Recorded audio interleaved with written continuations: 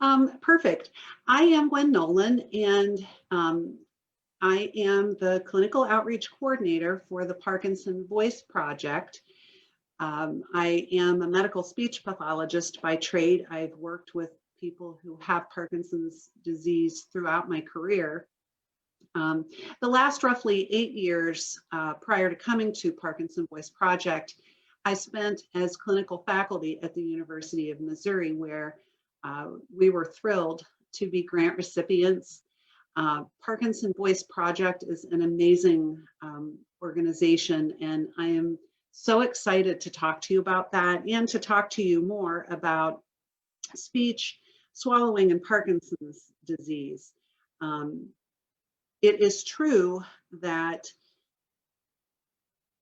people kind of take for granted that the voice gets smaller with Parkinson's disease.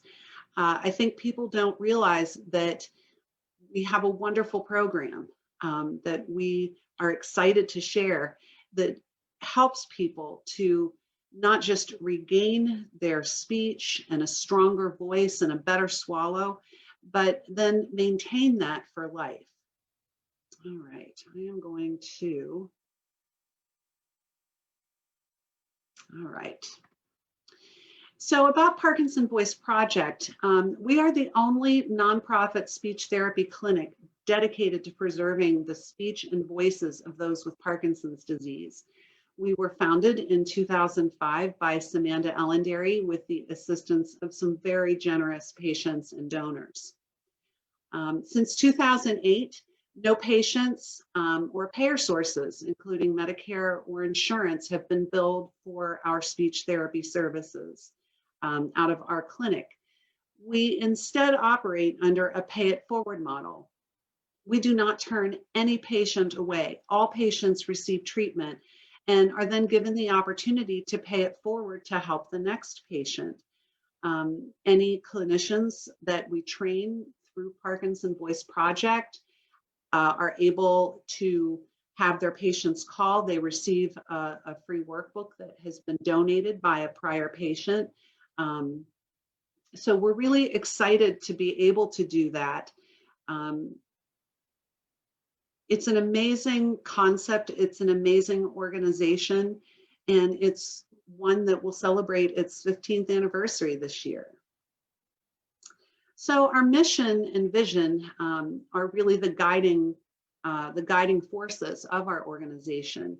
Our mission is to preserve the voices of individuals with Parkinson's and related neurological disorders through intensive speech therapy, follow-up support, research, education, and community awareness.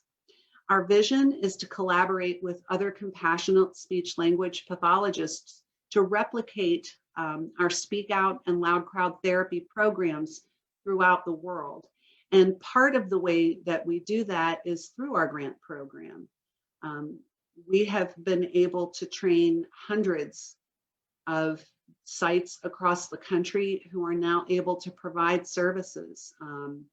We provide not just training for speech language pathologists, faculty members, and speech language pathology graduate students, but we also support them by providing continuing education. I act as the liaison between Parkinson Voice Project and our grant sites, and we provide some funding because we know that getting through the individual piece of the program is the easy part. The hard part comes when people are going to need to continue to follow through, go to the weekly groups, come in every 6 months so that we can do refreshers if they need it. But we have people within our organization who finished their therapy 15 years ago, and their voices are still strong. We can't stop the progression of the disease, but we can help people preserve their ability to communicate, and that's huge. So what we do, we have a large outpatient speech clinic in Richardson, Texas, which is just north of Dallas. We're actually technically in Dallas. And we're dedicated to treating people with Parkinson's disease related speech and voice problems using a pay it forward model. So We don't bill anyone for services. We train speech language pathologists out of our main clinic. We have a robust and growing grant program that provides materials and funding. The very first year of the grant, they had maybe 92 grant sites. The following year, it was 148. This year, we were very, very proud to award 249 grants. And not just across the US, but we now have international grant sites in Australia, Israel, Japan. So we're able to help people across the world with Parkinson's disease regain and maintain their speech, voice, and swallows. We participate in research to prove the efficacy of our treatment program. And we're very, very excited because it's been an ongoing process. We are, even though we've been around for 15 years, considered a newer treatment program. But it's really important that the practices that we use are evidence-based and effective. And we just completed our first longitudinal study that looked at patients a year after treatment. And the most exciting part of this was that people were better at the end of treatment, and we expected this. But the really exciting part was that by attending weekly maintenance groups, by spending 15 minutes practicing every day, the majority of the people in the study did not only maintain the clear speech and the strong voice, but they were better. They actually continued to improve. And we are so excited about that. In several years, we'll start to collect the data to look at people 5 years out. But what we see as people come back to us and we reevaluate on a periodic basis is that people are maintaining. So we're excited about that. We have Parkinson Voice Advocates. These are volunteers who donate thousands of hours of their time every year to help with outreach. They do things around the clinic. When we bring in grant recipients for training, they act as the patients, which is really fun, and they're very, very good at it. We also incorporated a singing group called the Intentional Singers, and this year we'll have a virtual choir, which is amazing, and I'll talk to you about that later.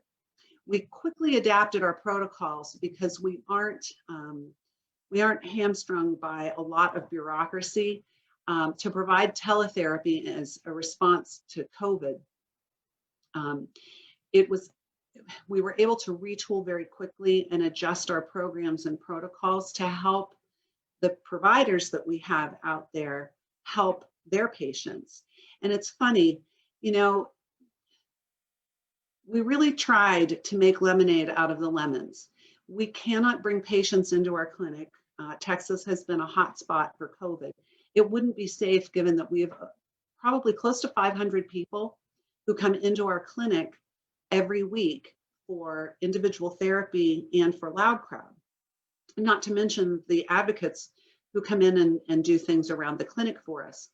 So we really needed a mechanism to be able to continue to keep in touch with people and work with them. And we feel like teletherapy has been a great option and in some ways has allowed us to reach people that we wouldn't have been able to reach before. So it's been a curse, but a blessing. And I think that after the COVID crisis passes, we will probably continue to offer in-person and teletherapy services, which is really exciting. The other exciting piece of it is that speech pathologists have the ability to be licensed in multiple states. And I have worked in, I think, 4 or 5 different states over the course of my career.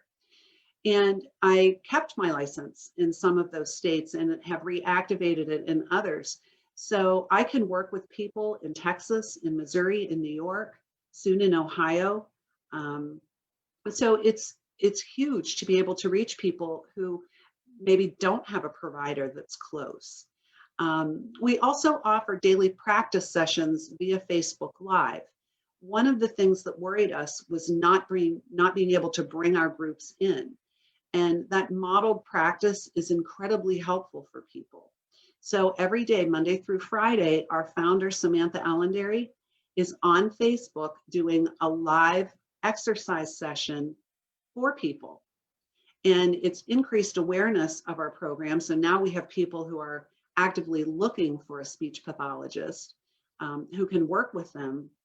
But it's also really, really helped people who just benefit from having that model practice, and it's fun.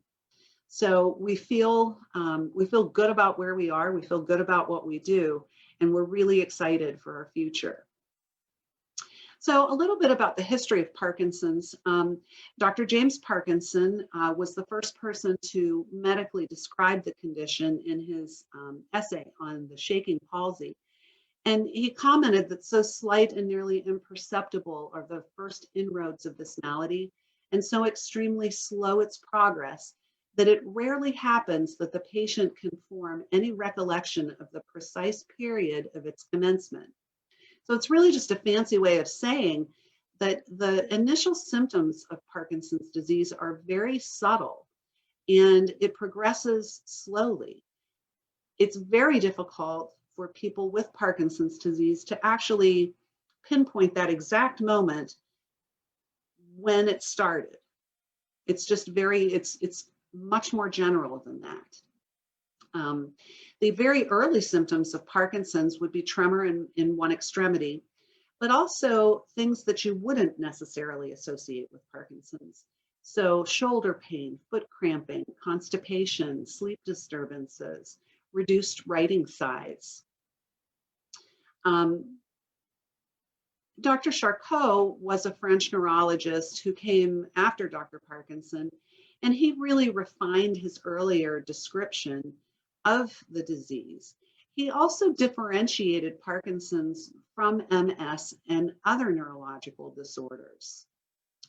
He suggested the name change to Parkinson disease. He noted that not all patients have a tremor. The other interesting thing about Dr. Charcot was that he noticed that Parkinson's patients are not markedly weak.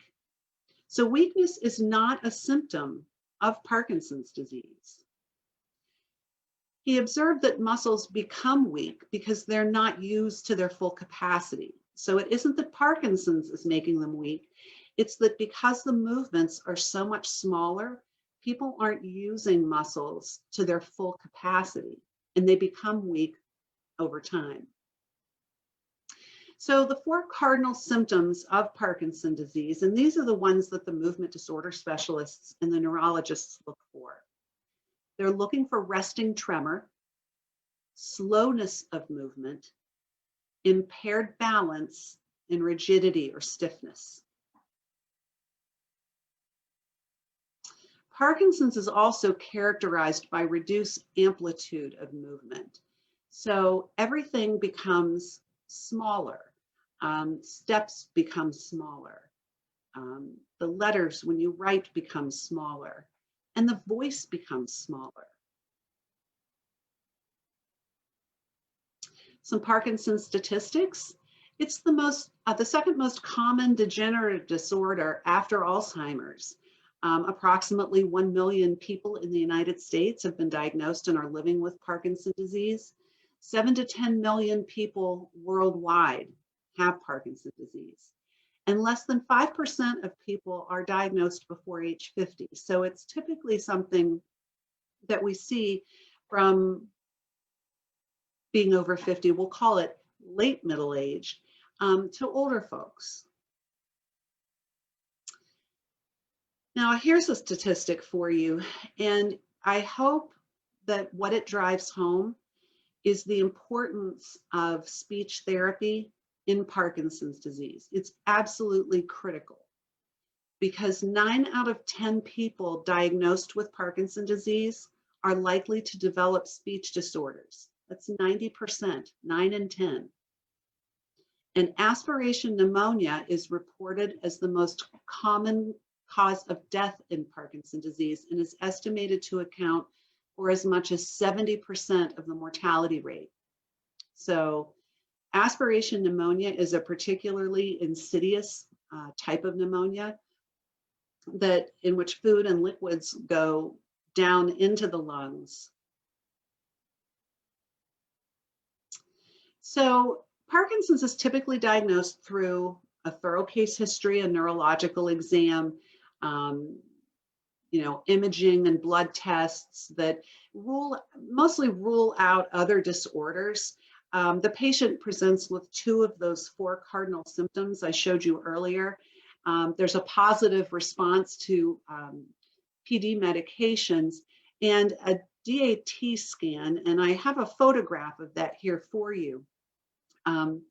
This is a particular type of imaging that reveals the level of dopamine in the brain, and it confirms a Parkinson diagnosis. And you can see the brain on the left with normal dopamine levels, and you can see the brain on the right with much lower brightness.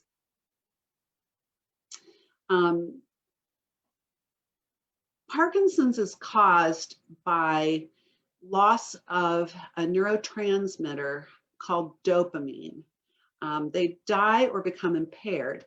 And what is frustrating about it is that 80% of the dopamine producing cells have already been lost by the time those very first motor symptoms appear.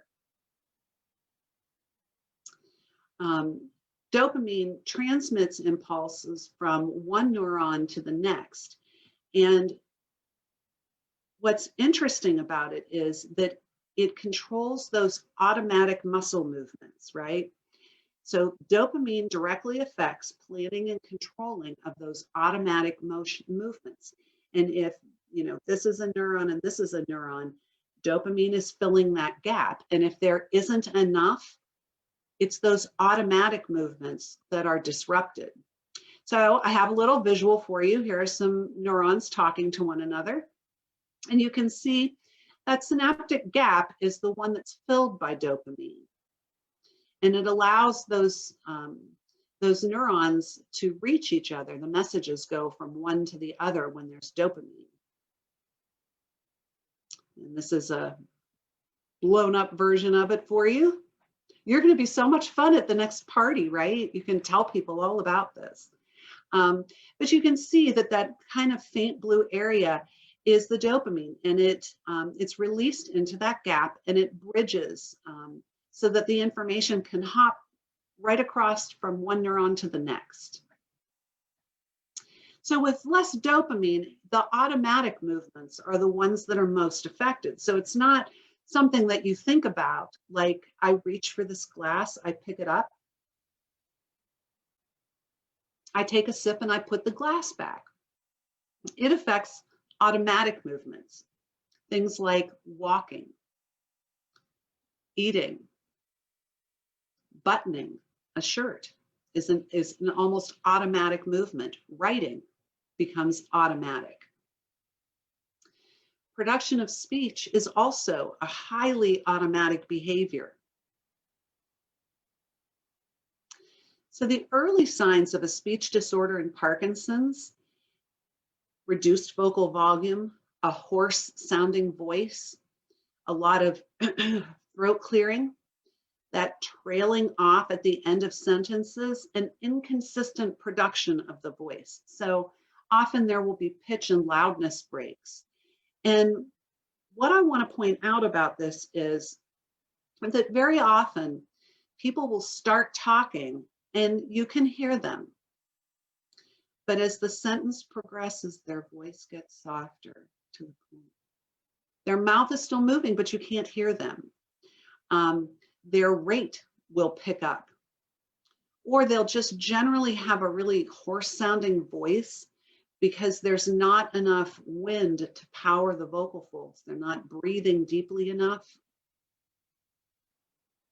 Often there are sensory issues too, so that people who have Parkinson's disease will not realize that they aren't loud enough. that ability to sense and automatically calibrate increasing volume when you're in a noisy restaurant or at a noisy party and want to interact, it fades away. So some early signs of a swallowing disorder might be drooling. More likely, we'll see coughing during or soon after eating or drinking. There can be a sensation of food or pills getting stuck, and unexplained weight loss. There is good news. I know. Were you so excited to wait for it? All right. So we are blessed with two motor systems, extrapyramidal and pyramidal. And you don't really need to remember those words, but they're fun at a party. What you do need to know is that we have two motor systems. The extrapyramidal system is the one that is automatic. And remember, that's the one that's really profoundly affected by dopamine. And you can see that there are many, many different pathways in there. And with enough dopamine, information can travel all those places. But we also have the pyramidal system, and that's the intentional one. It is the one like a superhighway that will take information from conscious thought to deliberate action. And that's the one that we want to target with our treatment. So some examples of using intent, because you do it. You might not realize that you've done it, but your first job interview, you think about what you say, you sit up a little straighter. Driving down the freeway when it's raining really hard, you're paying more attention to your grip on the wheel and what you see. Exercising, you want to make sure you're lifting your legs and using your arms. Sports like basketball and baseball and tennis require intent. Giving this presentation requires intent. I have to think about what I'm going to say next. I have to anticipate the next slide that's coming up. So our program teaches individuals with Parkinson's how to convert speech from an automatic function to an intentional act, making speech a goal-directed behavior that Parkinson's does not control. The person controls that, and we can teach people to do that. And I can tell you that as a speech therapist, it is the most exciting transformation. And to watch it over a period of years, to have people continue to maintain that, it is amazing. Speaking with intent uses a system that is considerably less dependent on dopamine. So you might wonder how we came up with the idea of using intent. Daniel R. Boone was an absolutely amazing speech language pathologist. In the late 50s, he was working at a hospital in Cleveland, and he was working with someone who had Parkinson's. And he asked the gentleman to count forward, and it was soft, and the numbers ran together, and it was imprecise, and it was hard to understand.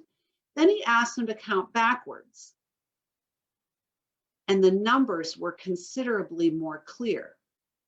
And he did a little bit of digging and realized that counting backwards requires the intentional piece of our brain. And that for people with Parkinson's, that can help. He also acted as a mentor to Samantha Ellenderry, the absolutely amazing Parkinson Voice Project CEO and founder, as she developed the Speak Out and Loud Crowd Therapy programs. So one of the things that we teach the people that we work with is we do want them to speak with intent. Every sound in every word, say it like you mean it. We want them to focus and concentrate and be purposeful, every word. But you know what?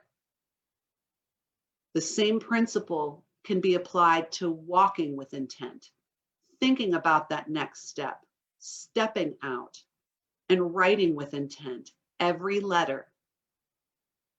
When people use the pyramidal or intentional system instead of the extra pyramidal or automatic system, it makes a world of difference.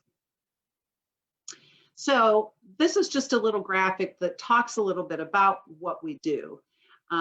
We do a speech evaluation. We have people watch a short Parkinson information session.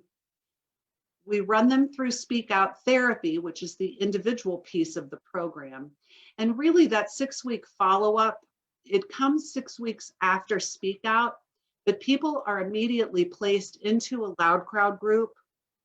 And we have people doing Facebook Live speech practice sessions or watching recorded practice sessions on our website, plus daily home practice. We have speech and singing groups and Speak Out refreshers, which happen every 6 months. Parkinson's is a progressive disorder, and it may seem like, wow, every week for the rest of my life, that feels like a lot, and to have to go back every 6 months to be reevaluated. Think about how often you see a movement disorder specialist. This is no different. It is something that you need to do, just like you go see the movement disorder specialist. This is how you keep a strong voice, clear speech, and safer swallowing for the rest of your life. So the individual piece of the program is generally, it says 12 therapy sessions, but it's 8 to 12 therapy sessions. They last about 40 minutes. The days that you're not in therapy, you practice, you do the exercises in a workbook twice. If you do have therapy that day, you can get away with just practicing once. You can participate in Facebook Live exercises daily, live or recorded, and people who choose to do that only need to do their workbook once. We have cognitive exercises embedded. The way the exercises work, they start very simple and they kind of prime the pump. But the really hard part is maintaining intent and conversation. So we gradually increase the difficulty within each lesson and as the lessons progress. There are weekly generalization tasks. It might be something like calling and talking to a grandchild over the phone, or doing a new voicemail message, and speaking with intent all of the time. The rationale for these exercises, they're goal-directed, and the continuous focus across all of them is intent. They use evidence-based therapy techniques, and they're designed to activate all of the motor speech subsystems: respiratory, laryngeal, resonance, articulation. So it increases breath support and scales up the effort for speech. So people are opening their mouths more. We avoid that smaller mouth and those smaller tongue movements. And speech intelligibility is markedly improved. We increase the amount of movement so that the tongue is going all of the places that it needs to go. It stretches and strengthens the vocal folds for stronger voice, better intonation, and safer swallowing. And the challenge increases within the lessons and as they progress. Success, we judge that by, can someone purposefully use intent outside the clinic to make faster progress? People who are successful exercise every single day. And this is not a situation where you're spending hours doing this.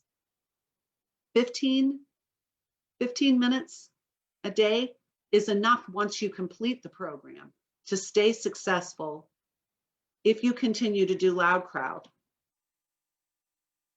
But you can also participate in the Facebook Live sessions, and those are really fun. And if you are someone at this presentation who has Parkinson's disease, I urge you to go to our website and watch it either live or recorded. You don't have to be a Facebook member. If you are, you can just like Parkinson Voice Project and watch from there. But you don't even have to be on Facebook to watch it.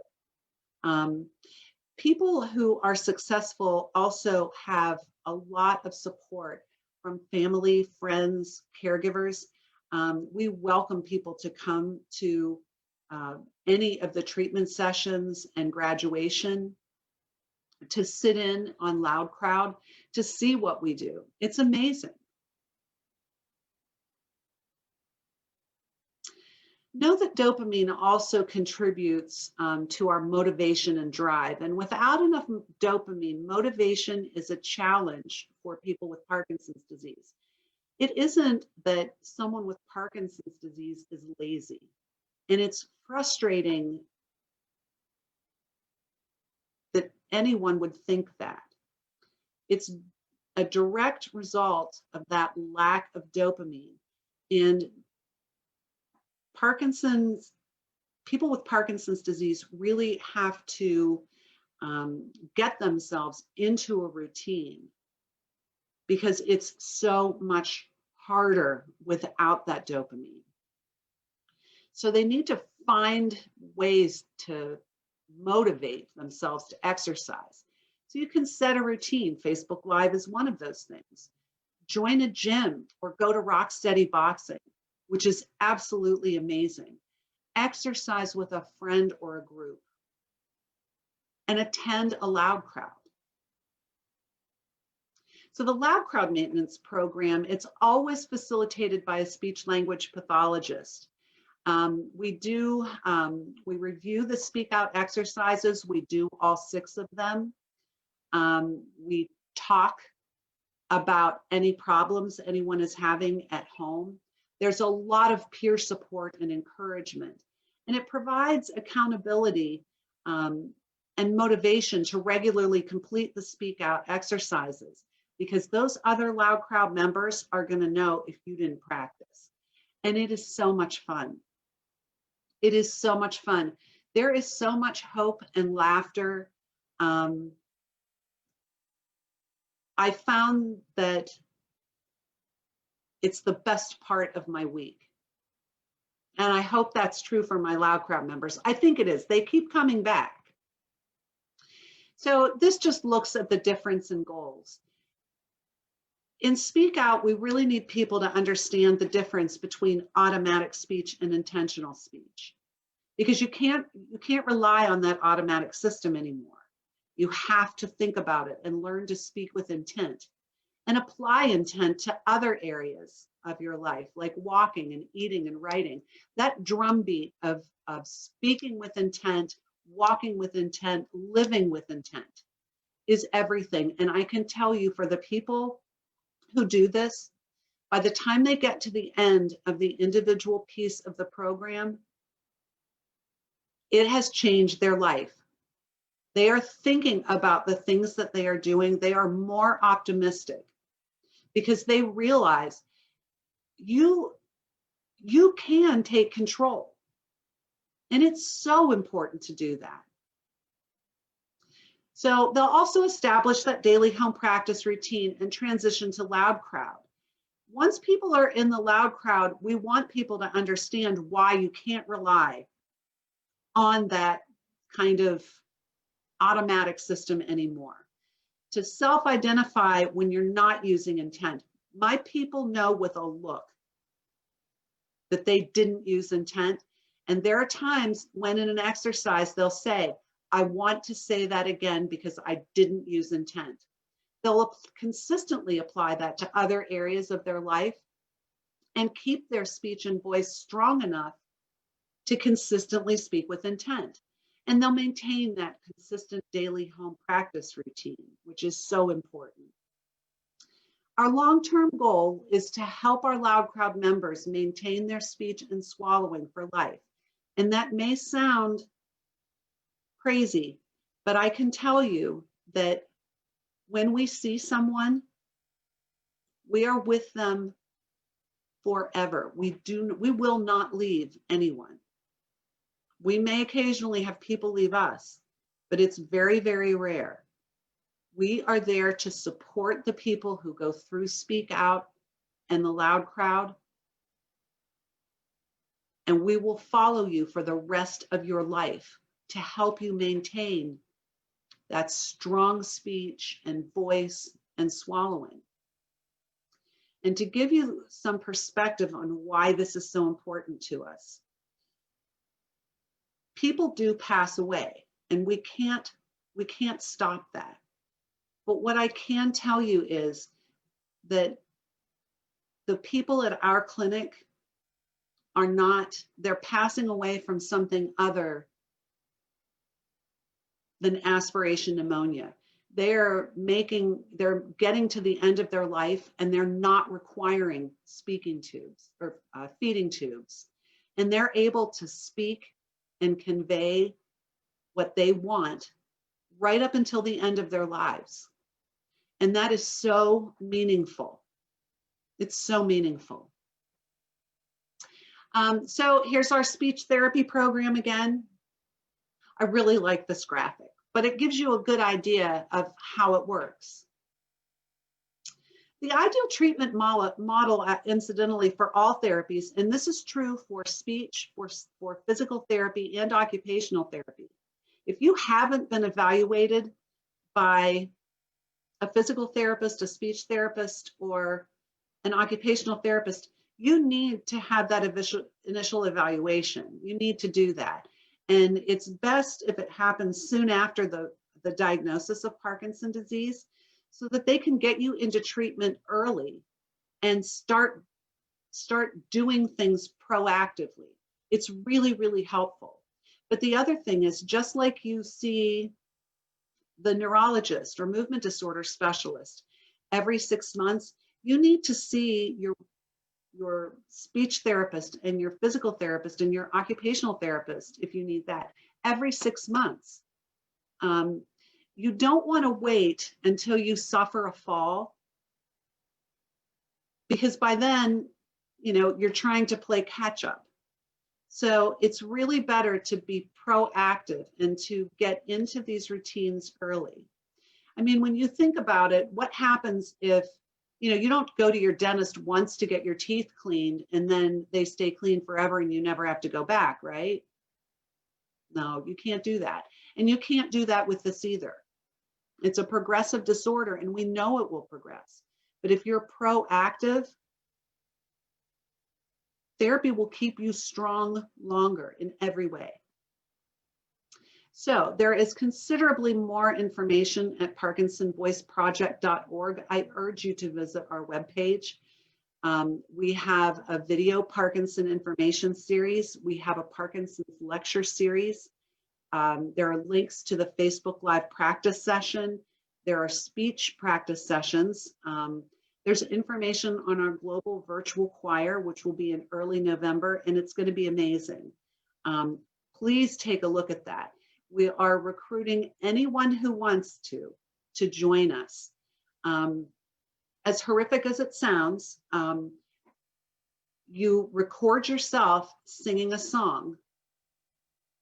You upload that, and your voice will be combined with the voices of everyone else participating in this project to make one voice. And that's what makes this so amazing. So even though you might not like singing by yourself, just know that the only time you're going to do it is when you record. We've got rehearsals, and the song itself was written for us by the wife of someone who comes to Parkinson Voice Project. It's someone we've treated, and they come for Loud Crowd and they sing in our intentional choir. But we can't bring people together to do that big production this year. So we've opted to do this virtual choir and expand it to people around the world. And we have people around the world who are participating. So we're so excited about it. There's also a patient and family link if you're interested in finding a provider who lives near you, and you can search by zip code. This is kind of a snapshot of our homepage and just some arrows. There's the Parkinson information session, Parkinson's lecture series. This is a sample of some of the lectures that we have. Jennifer Cody does a great presentation on speech therapy for Parkinson's disease, but there are all kinds of videos that you can watch. The Facebook Live link, speech practice videos, and the link to the Global Virtual Choir so you can learn more about that. Thank you so much for letting me talk to you today. I can't tell you what an honor it is to be here, and just how much I hope this information is useful for you.